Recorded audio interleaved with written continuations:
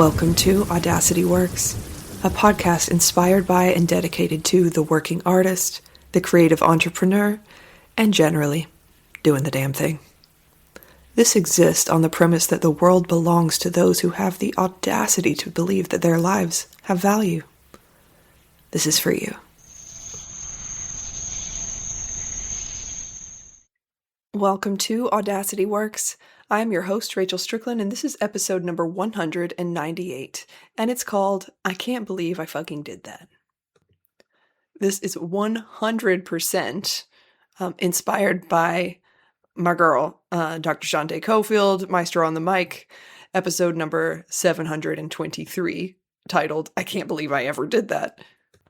And I knew she wouldn't care if I followed her lead, so I am, because it sounded like fun. And we have two areas of life in which we're going to tackle for that. But first, a little bit of housekeeping. If you're listening to this on the day that it airs, it is Wednesday, August 12th, which means that 7 Deadly Satisfactions is officially open for enrollment. It only went to the waiting list. But there is time. I'm sending 3 emails today, so if you check the show notes and you want to get in on that today, I'm selling it for $100 off, so it's only $77, but only today. So you would really have to get all up in there.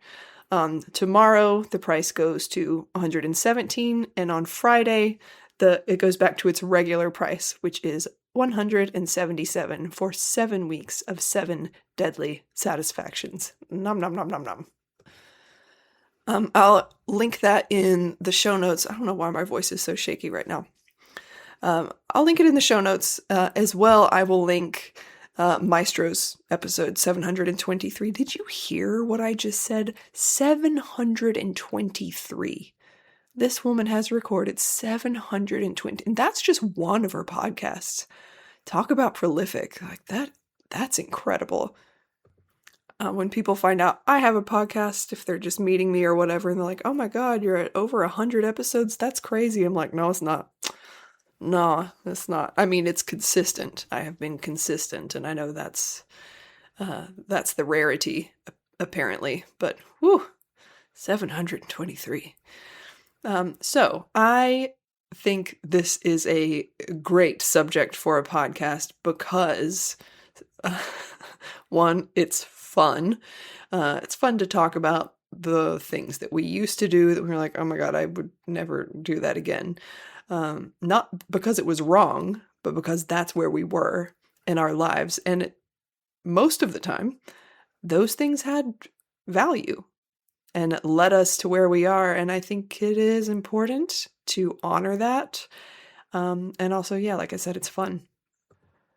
So we have, I'm going to give you 2 different areas of life, right? Where I have learned from my own fails. First, I will give you the, I can't believe I fucking did that, the performing artist edition. I have plenty to choose from. So, can't believe I ever did that. The performing artist, especially the aerialist rendition. Number 1 has got to be, at the very beginning of my aerial career, I got a gig in a bar. They're like, hey, can you come perform aerial in the bar? We'll pay you $250. And I was like, that sounds amazing. It's not, but it was for me at the time. You know, I was new, whatever. I went in, I was like, I saw what looked to be a riggable space. I slung can y'all hear that? Can you hear Bern? Oh God, she walked in the room. That's why she's so loud. Okay, let's put her back outside. Okay, she doesn't want to go outside. She wants dinner, so you may hear more of her dulcet tones as we go on. Okay, long story short, I had my own equipment. I came in, I got on a ladder. I choked a span set around a beam. Except it wasn't a beam, y'all. It was 2 2x4s nailed into the beam. That's what I fucking rigged off of. 2x4s. Nailed into a support beam. Absolutely 0 out of 10, would not recommend. Easily could have been the end of my career, the end of my life, and the end of that bar. There, but for the grace of fucking goddess, nothing bad happened. We were in that bar. I was in the bar with Gary Kirkland. A few months later, I'm like, oh, this is the place I performed. And he's like, where did you perform? And I showed him, and he was like, so, no. So, learned an important lesson. And for once, didn't have to learn the hard way. So I'm very, very grateful. Next up, some of you may know that I have a hoop act that happens out of a giant petri dish full of water. That's not what this is about. I'm very, very glad that I did that. But I have performed it several times in Ireland. And of course, I couldn't have my petri dish there at the time. Because it was in the United States and I was in Ireland. So instead, we decided that before the curtain opened, that someone would pour a large portion of water over me as I lay on the ground on my hoop. And the effects were actually quite cool and embryonic and placenta-like.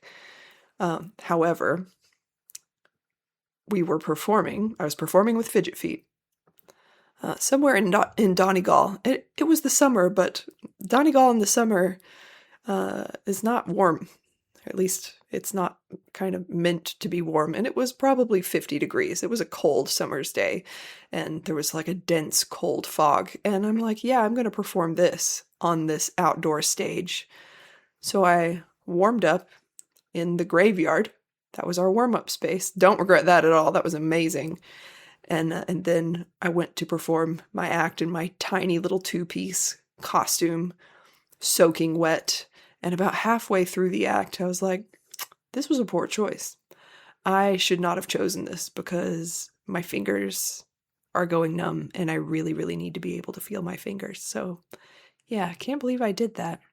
I have Raynaud's syndrome, which if you don't know why is my voice like this right now? I'm so sorry. Okay, well that's being annoying, but it might continue. Anyway, I have Raynaud's syndrome, which means that when the tips of your fingers and toes get too cold, your capillaries sort of clamp down, and the effect is that your fingertips kind of turn green, and the only way that I have found to get the blood flowing again is to hold them in warm water. We were fresh out of hot water in the outdoor tent dressing room by the cemetery where we were warming up and performing. So yeah, that was like 2 hours of green fingers. Learned an important lesson that day as well. What else can I not believe I ever fucking did? There was a gig that I had. It was a regular gig once a week, and they had us warming up in the liquor closet. And the liquor closet was kind of cold, right? And I've warmed up worse places, right? Whatever. It's just a liquor closet. But then they checked our bags. They would check our bags to make sure we weren't stealing liquor. And the thing that I can't believe I ever did was put up with that shit. Like, you're the one that put me in the fucking liquor cabinet. You know what? Fuck you. Oh, here's another one. Performing at nightclubs in San Francisco. Also regular gigs. And it's the end of the night, so it's 2 a.m. I'm done performing. I've got my clothes on. I've got my costumes. I've got my hoop. I'm ready to go home. Waiting near the door for the general manager to remember that I exist and to pay me my piddly little $200. I was furious every time, every single time. Can't believe I ever went back after the first time. That would not be happening now, but it did happen then. Here's another one. I rehearsed for months and choreographed for months for an out-of-town gig. I charged $350 for that gig, and I apologized for it because I'm like, I know I'm expensive. And they said, yeah, but you're worth it. The truth was, that's not fucking expensive. That's nothing. But I didn't know any better at that time. Why do you think I've done all this work that I have done to mentor artists because I already made all of the mistakes, like all of them, made all the mistakes. So I wanted people to be able to learn from my fails. Hopefully that has happened at least once or twice. And one of my personal favorites from my performing life that I can't believe I ever fucking did, performing a late night event in a club until 2 a.m., not sleeping at all because I had to take the BART from San Francisco to Oakland to catch an early morning flight with another performance company, went straight into an out-of-state corporate event from the airport, and then performed at a cabaret in that city that evening. Y'all, that would kill me if I tried to do it right now. Actually, I just wouldn't do it. Do you know, I do not regret it at all. Not a single moment of that hellish 3 days. It wasn't hellish at the time. I was in my 20s. I was working for Christina Nakaya at the time from Fit and Bendy and with Nakaya Dance.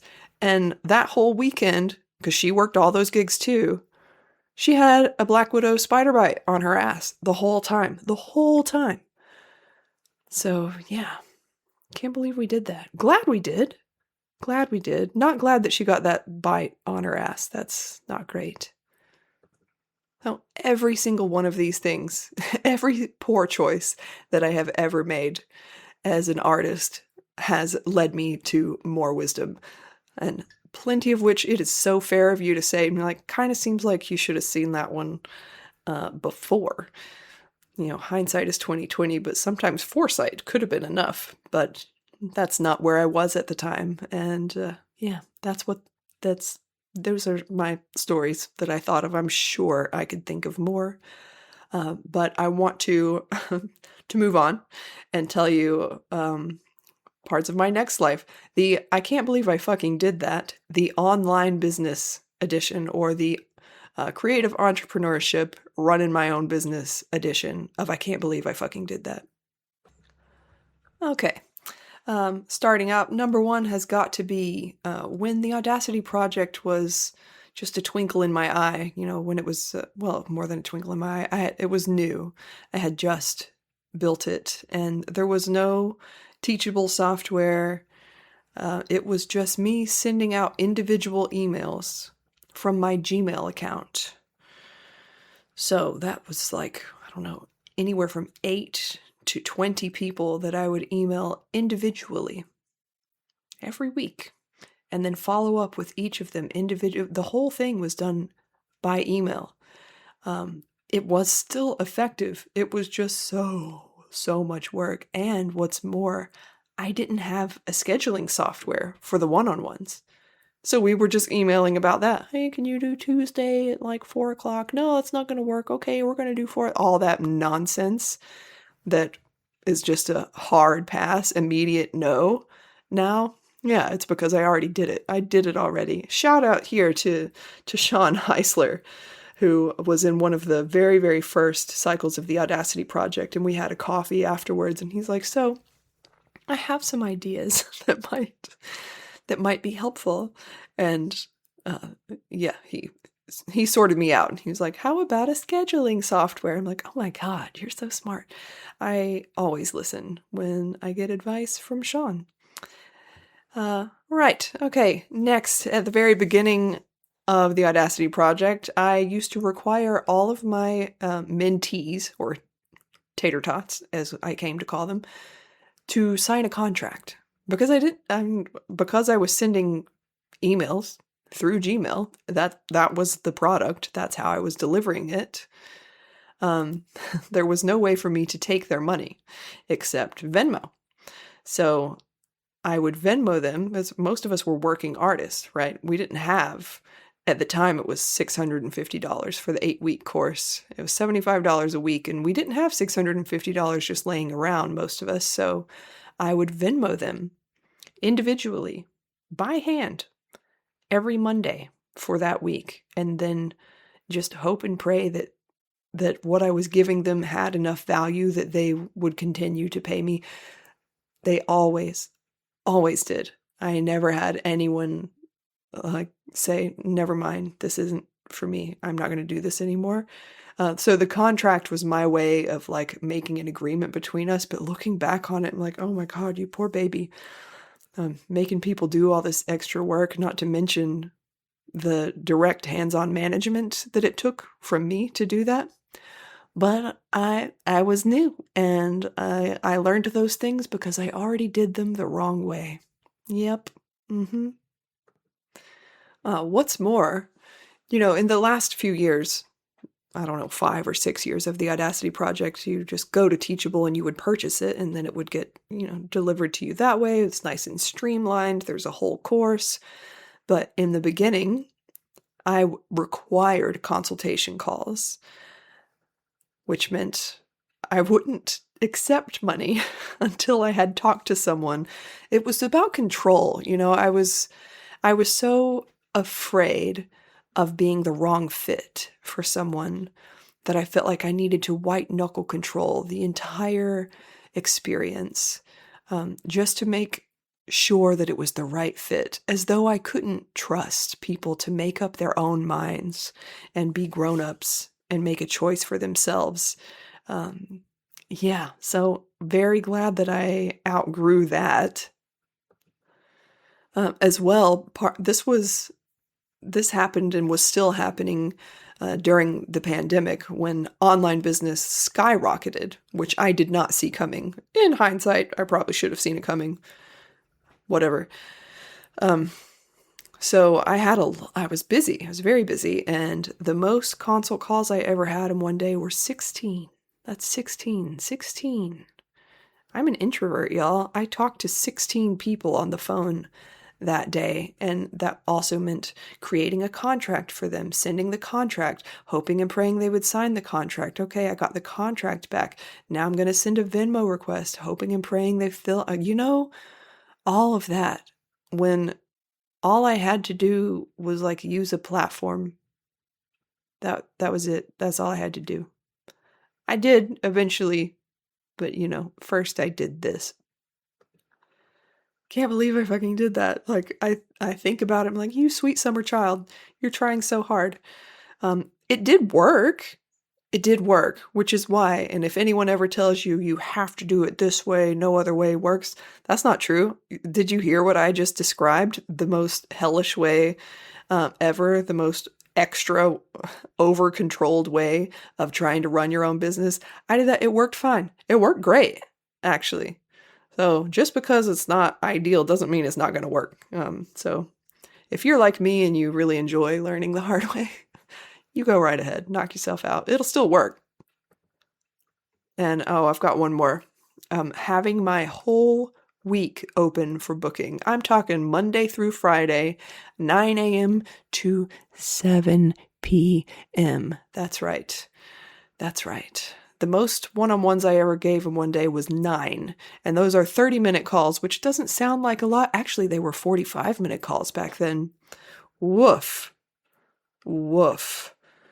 And it was, I'm going to shout her out again because she has changed my life in so many ways. It was Maestro that sorted me out. She's like, look, you don't need to be available all day, every day. I'm like, but what if it's at a time that's not convenient for them? She's like, if it's not convenient for you, you're not going to be delivering anything good for them. You won't be able to,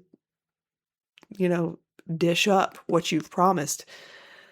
So that's how Rachel learned to batch things. And that's the end of the stories that I have for you today. I just wanted to give this subject a tackle. I think it's really valuable to talk about ways that we've done things really badly in the past.